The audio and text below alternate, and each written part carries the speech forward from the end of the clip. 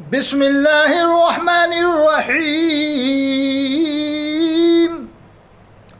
اللہ فرماتا ہے، دیکھیے قرآن و حدیث کی تعلیمات عام کرو آپ۔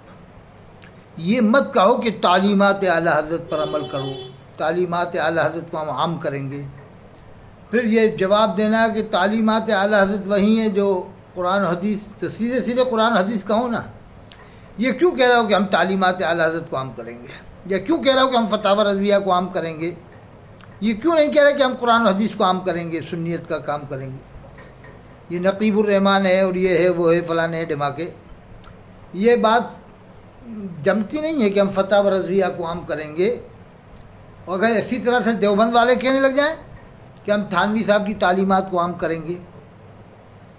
حالانکہ حضرت مولانا الیاس صاحب کاندھیلوی رحمۃ اللہ علیہ جو بانی تبلیغ ہے جماعت ہیں، انہوں نے ایک جگہ لکھا ہے کہ تعلیمات ان کی ہوں، لیکن اس طرح سے زور نہیں دیا ہے کہ صاحب وہ تعلیمات تھانوی صاحب کو عام کریں گے، ایسا کچھ نہیں۔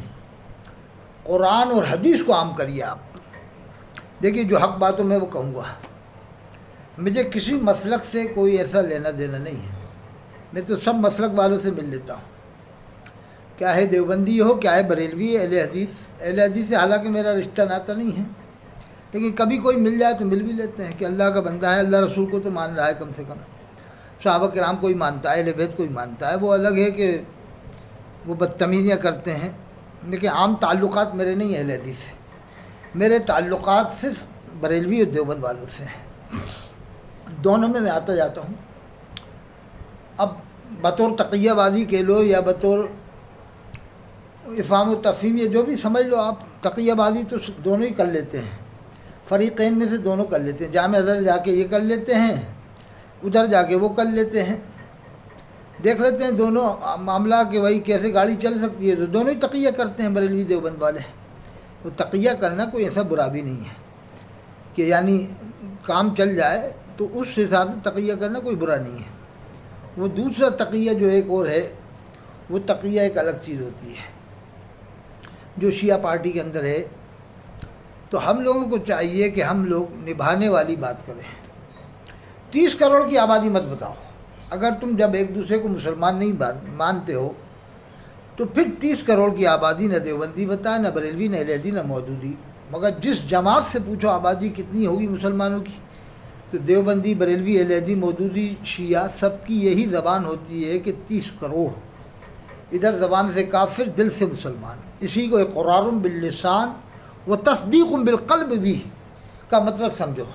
کلمے کا زبان سے اقرار، دل سے تصدیق نہ ہو تو مسلمان نہیں، دل سے تصدیق کر رہا ہے، زبان سے نہیں تو مسلمان نہیں۔ تو زبان سے گر کہہ بھی دیا لا الہ تو کیا حاصل، دل و جگر جو مسلمان نہیں تو کچھ بھی نہیں۔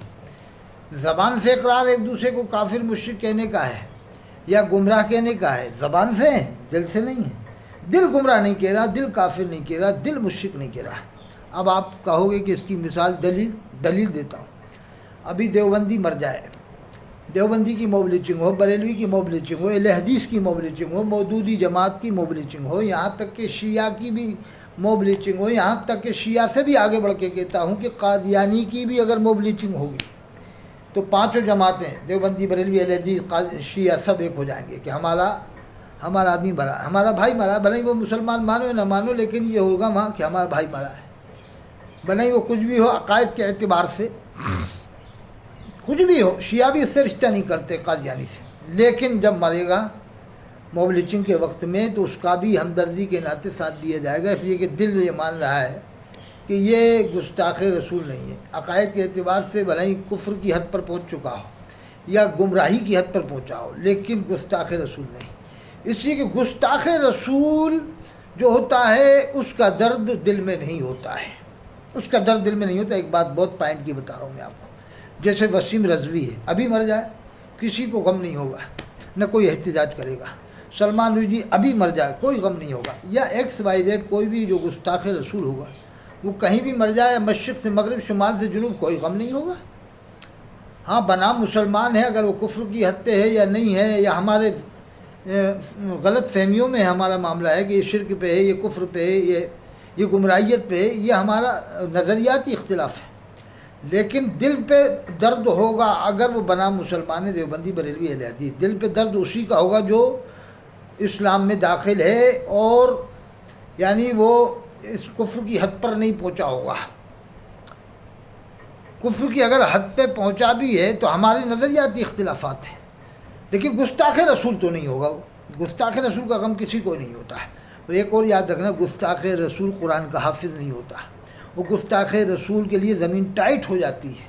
اگر دیوبند والا مجھ سے کہے یہ مشرک ہیں، بریلی والوں کو میں نہیں مانوں گا، میں کہوں گا آؤ ان میں حافظ بتاؤں گا۔ حافظ وہی ہوگا جو قرآن کا حافظ وہی ہوگا جو ایمان والا ہوگا۔ بھلے ایمان میں کمی اپنی جگہ ہے، لیکن ایمان سے کنیکشن ختم نہیں ہوا اس کا، جبھی تو حافظ اہل حدیث میں بھی ہیں، جماعت اسلامی والوں میں بھی ہیں۔ اب آپ سمجھ لو کہ کس کس میں نہیں ہوتے حافظ۔ تو میں تو اس پر 2 لاکھ کا انعام رکھتا ہوں، نمبر دیتا ہوں 88 152 53 598۔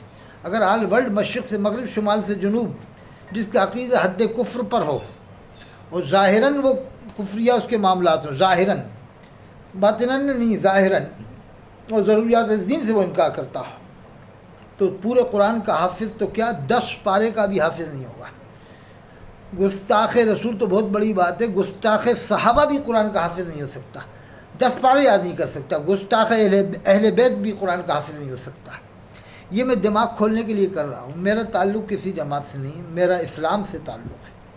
قرآن میں اللہ نے فرمایا ان الدین عند اللہ الاسلام، بے شک اللہ کے نزدیک پسندیدہ مذہب اسلام ہے۔ کیا آپ اس طرح سے امریکہ میں، جاپان میں، فرانس میں، جرمنی میں، کینیڈا میں، چین میں جا کے تبلیغ کر سکتے ہو؟